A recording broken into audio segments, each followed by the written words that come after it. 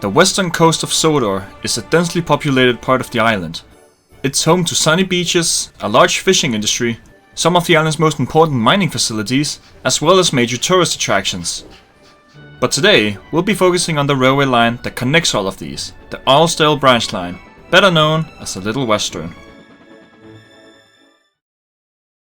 If there ever was a branch line to challenge the Farquhar in terms of popularity, it would be this one.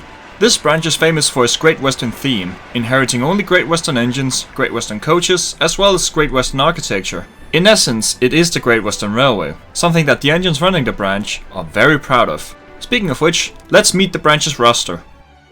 Despite its rather short length, in comparison to other branches, the line has 6 engines actively working on it. Well, technically 5, but I'll get back to that. The branch's roster consists of Doug, Oliver, William, Jackson, Brody, and Sarah. Doug and Oliver are in charge of the passenger services. William and Jackson are in charge of the goods services, and Brody and Sarah are mostly in charge of the operations at the Marston Heights coal mine, the largest industry served by the Little Western. They do other odd jobs as well, of course. Right, equipped with that knowledge, it's time to get Trainspotting. So where do we focus today? We have a few stations to choose from. Arlesdale, Holtra, Titmouth, the entire line really. But preferably, we'd like a place with lots of action. And the place that sees the largest amount of action on the line is, ironically, the smallest station on the line, Marston Heights. The station serves the inhabitants of the mining town of Marston Heights, which was established for the miners of the nearby coal mine, Marston Heights Coal Mine. This mine remains one of the most important mines of the island, supplying it with vast amounts of coal, as well as providing a valuable resource for export, given that the coal in question is of high quality. While traffic numbers in the station are the lowest of any served by the North Western Railway, the station still receives the same amount of trains as any other station on the Little Western. Here we see Doug arriving with one. Now, remember when I said the rolling stock was Great Western? Well, I wasn't lying. Even in this day and age, with the new North Western push-pull sets, the Little Western still uses the same coaching stock as before. This is in form of Great Western Auto coaches, of which the railway has 4 of.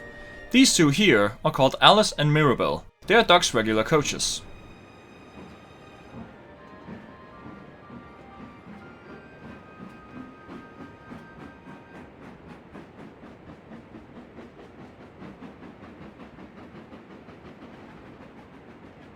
Now, the main reason as for why I picked Marston Heights is because of its connection to the coal mine. The junction just before the station leads to the mine. It is used as the main access point when traveling to and from Titmouth with coal trains. And considering that most of the coal trains go to Titmouth, either for export or for distributions to the rest of the island, having a direct junction is a very good thing. Brody is the mine's main coal engine. He is responsible for the transport of the coal from the mine. He usually delivers the loads to Titmouth, although it's not uncommon to see him make deliveries beyond Titmouth. So he's technically not a permanent resident of the branch, but then again, he kinda is, considering that he's assigned to it. Plus, he's Great Western and all.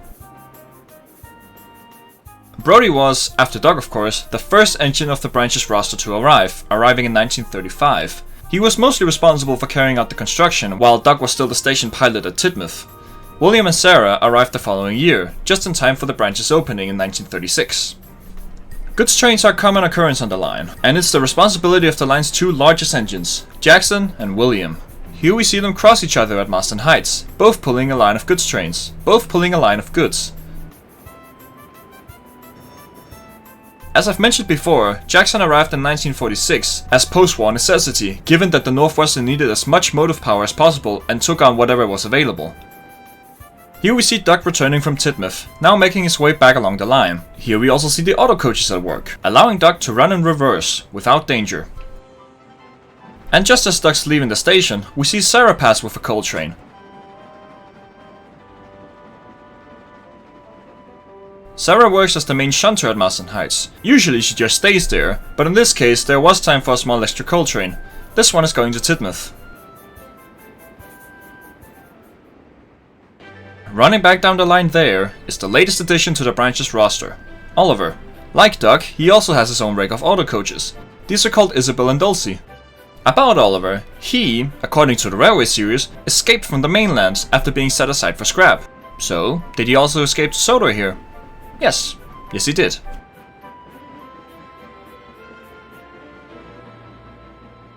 Shortly after leaving, Brody returns with a train of empty trucks, heading back to the coal mine. They're currently in the middle of a busy mining season, so there has to be trucks available at all time. Shortly after that, we see Jackson return from Ulster with a goods train. As he approaches Marston Heights station, we now see Oliver heading back to Arlesdale with his passenger train. Doug and Oliver run a tight schedule, so the line sees a frequent amount of passenger trains.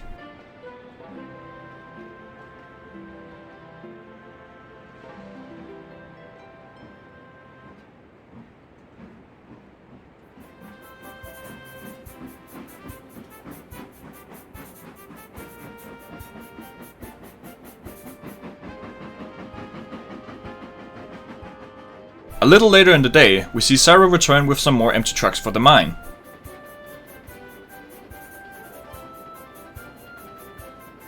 Originally, Sarah was brought on as the new Titmus station pilot, replacing Duck.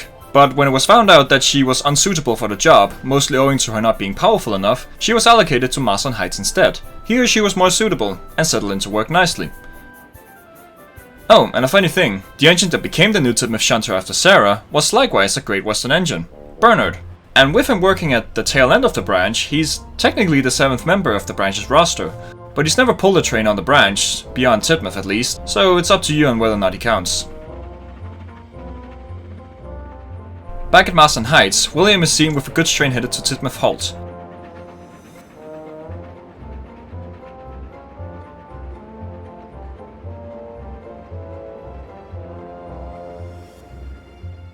When he arrived, William was along the largest tank engines on the island, so much so that when the Peel Goddard branch opened in 1937, Topham did consider potentially relocating William to there, but that didn't happen for two major reasons.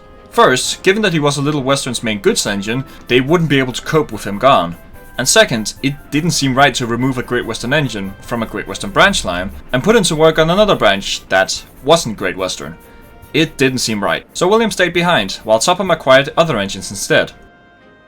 With William passed, it's time for Doug to arrive with his train back to Titmus, which he indeed does. Brody also arrives with another coal train, but since the passenger trains have priority, Doug has the right of way, so Brody will have to wait.